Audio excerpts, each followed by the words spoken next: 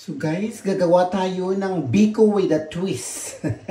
Kasi ordinaryong biko lang yung ginagawa ko guys. Ngayon, kakaibang biko ang gagawin natin for dessert. O, diba? Ito yung sa biko. At ito naman yung sa gagawin kong latik-latik-latik-halia. Charot. So, let's see later. See you later. So guys, ito yung magiging twist ng aking ginagawang biko lagi-lagi. Lagyan natin siya ng obi. So, magiging obi biko siya, guys. So, yan. Ilagay na natin. Attach. Oh.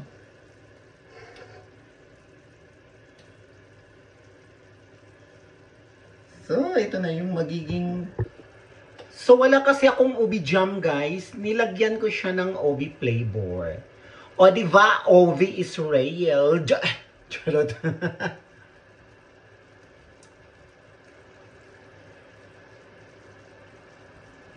Ay, exciting. Tingnan natin ang resulta mamaya. So, ito na yung magiging latik natin na ube sa ating ube biko. Ito naman yung latik, guys, para sa toppings. O, diba? Multitasking. Diyos ko. So this time, ilagay na natin ang ating sinaing na malagkit, guys.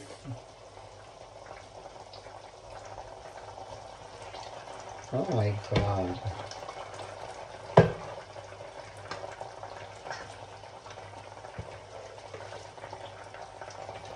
Diba?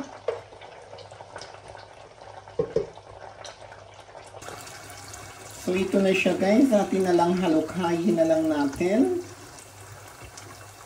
At ito naman yung latik na para sa toppings, malapit na.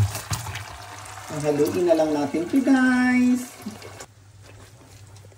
Inuo ko, guys. Kasarap. Exciting na.